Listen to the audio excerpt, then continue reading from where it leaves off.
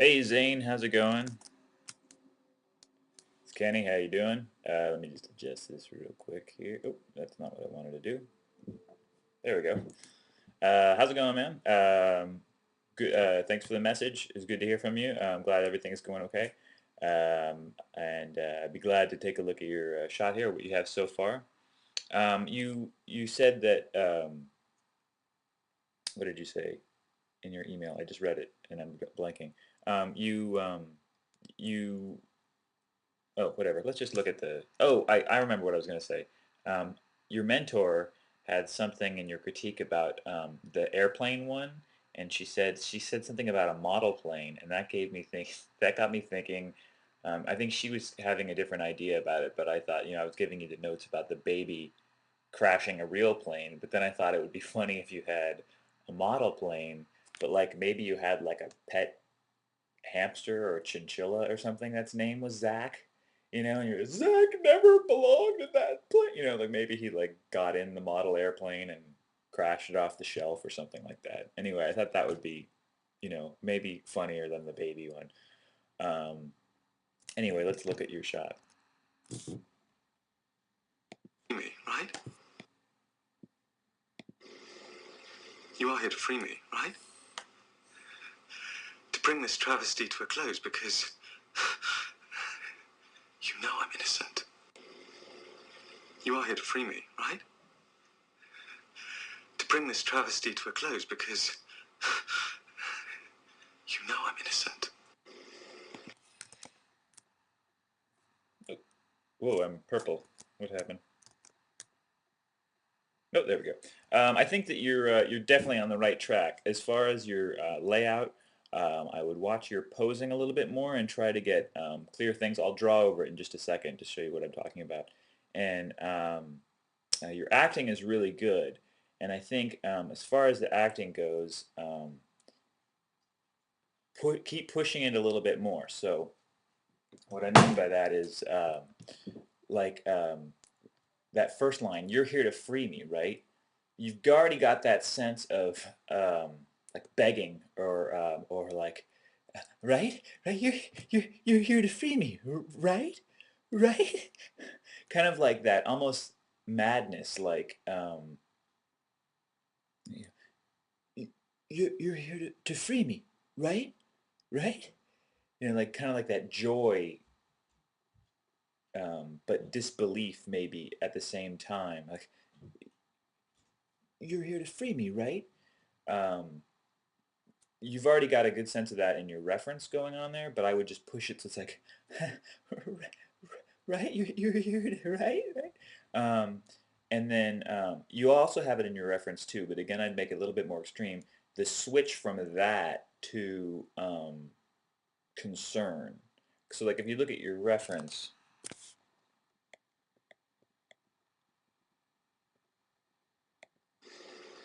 You are here to free me, right?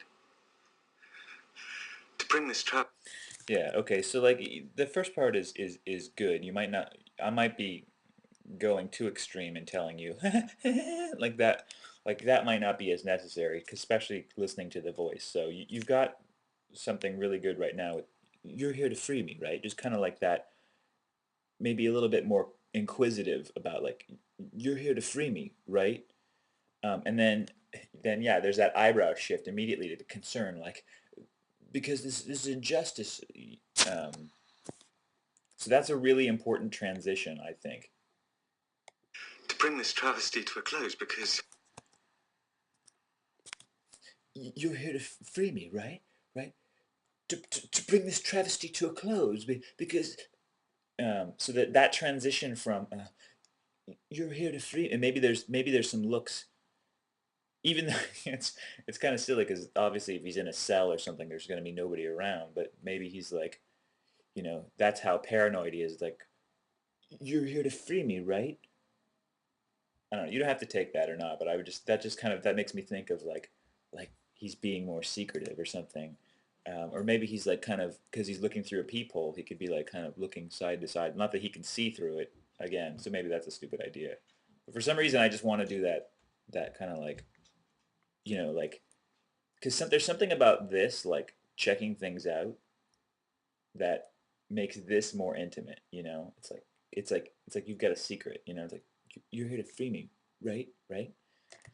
Um, to bring this travesty to so that transition between that sort of optimism to concern is really important, and so you should really focus on nailing that, and your reference does that. And then the other note I would make about your acting You know I'm innocent. is that last line. Um, to me, it seems a little nonchalant in the acting, and I think that that's a good space to really um, hit something like this. Because you know I'm innocent. Pleading. That's that's the end. That's the close of the scene. It's the end of the line, and I think pleading would be a really strong way to end it.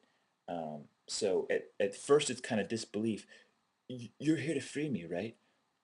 And then it goes to concern because this travesty needs to end, and you know I'm innocent. You know it. You know, so kind of definitely lean forward, and then I like the handshake because he's bound, I guess. So, you know, just you know I'm innocent. You know, like maybe some head nods. You know, you know it. You know I'm innocent. You know. So that's where you want to drive it home, and that's where so the arc goes like from optimism. Um, um, yeah, like optimism, sort of secretive optimism, cautiously optimistic is probably what I'm looking for. Cautiously optimistic to concern to pleading. Um, you're here to free me, right? To end this travesty because you know I'm innocent. So anyway, that's my thoughts about what the emotions, what changes they make in the scene, and you have that there now. But I would really hammer, especially on the end. You know I'm innocent. You know it. Anyway, um, okay. So my thoughts on your staging. Um,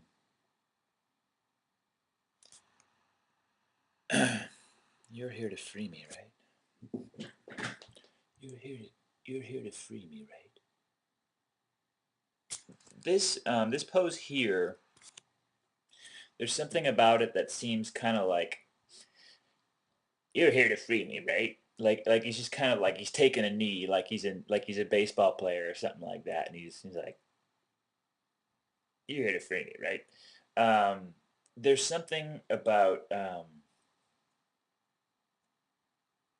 something I don't know if you could see it. Back up. I've got my hands on my. This is kind of what the pose looks like to me. It's got hands on the knees and just kind of like, you're here to free me, right? And that doesn't that body pose, even though we're not seeing all of it through the peephole, from what I'm seeing is it doesn't seem like this is kind of like the pose I would take to maybe tell a kid that I just ran over his dog. Listen, Buster, yeah, it's not too pretty back there.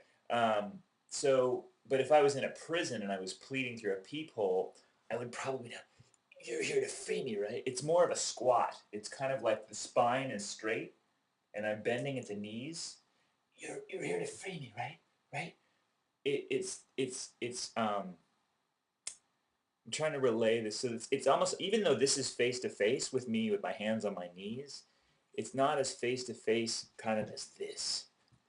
Listen, you're here to free me, right? Right?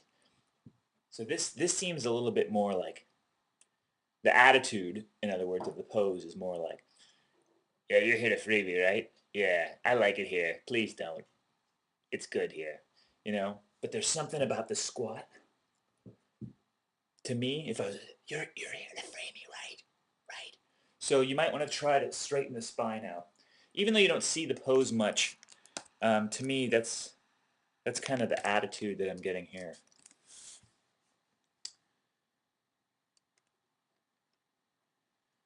And also it's probably going to straighten his head out too.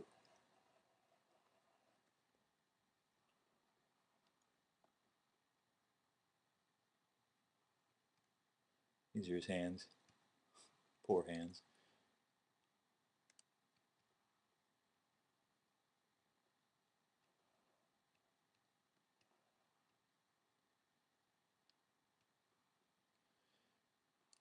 Okay, that's terrible.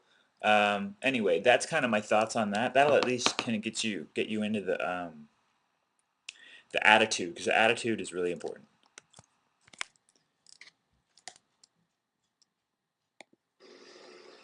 You are here to free me, right?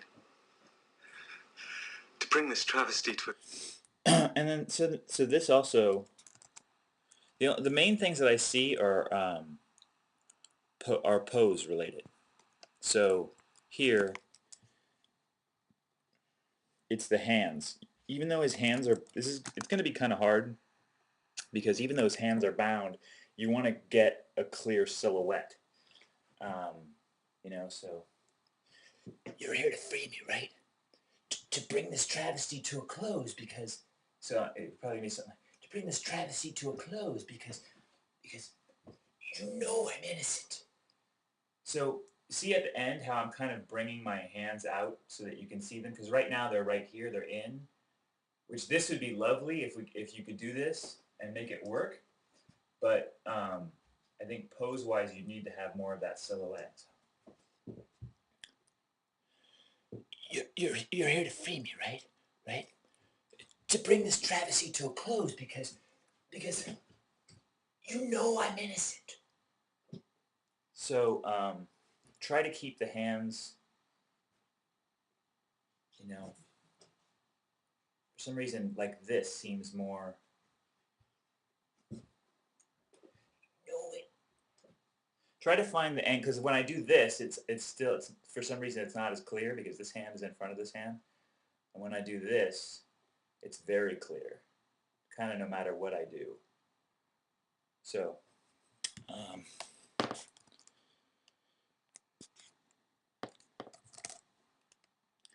that pose is okay. I'm looking at the spine mainly. There does seem to be kind of a weird twist where his shoulders look like this, but I know his other shoulder's probably over here.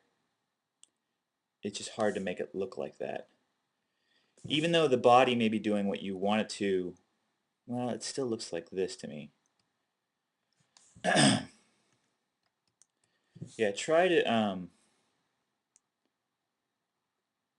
it's really hard with these characters with these giant heads to get good poses, which has always frustrated me, but see if you can put him in a pose where he doesn't look, because his other shoulder looks like it's up here, and this shoulder's here, but this hip is here, and this hip is here. Um,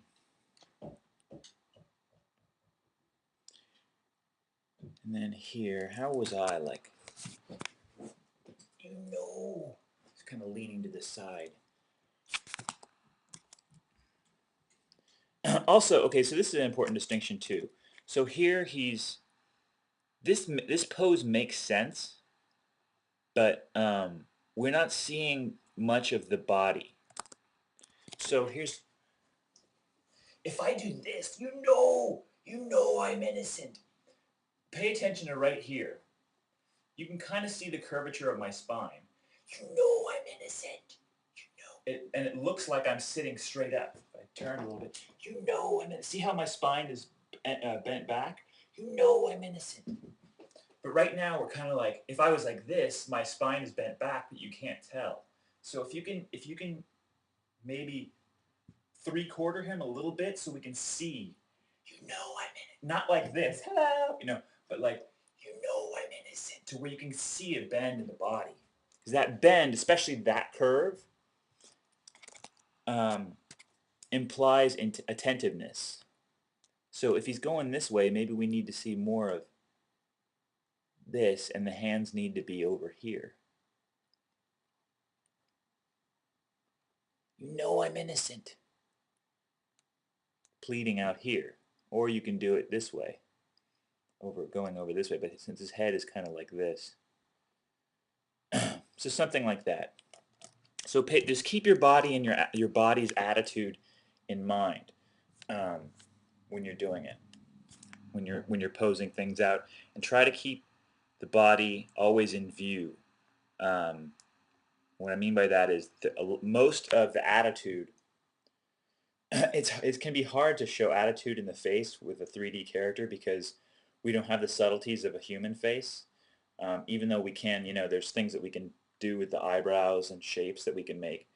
But a lot of the attitude of the character comes from the body and the angles of the shoulders and the hips and what curve the spine is doing. That's why I'm saying getting down and pleating, is showing that attentiveness in the body by almost having, when you squat, your spine is curved backwards more. You're here to free me, right? Right? You're more attentive. But if you're like this, you're hunched over, your spine is curved, this way, which isn't, that doesn't tell me that there's a lot of, you're here to free me, right? It's not as urgent. So anyway, those are my thoughts. Hopefully I didn't go for 40 minutes this time. So yeah, keep the body where most of your attitude is coming from. Don't worry about the face yet. The face is the icing on the cake, the pepper on the steak. So keep keep the body. All this reference. No, keep the attitude in the body, and turn up your emotions just a little bit, especially towards the end of the scene, especially that pleading. I'm innocent. Even though he's not whispering. But that handshake is like, you know. So see if you can get that in there, or at least just imply it in your blocking. Okay, good luck. I'm looking forward to see what you come up with, and I will talk to you soon. Take care.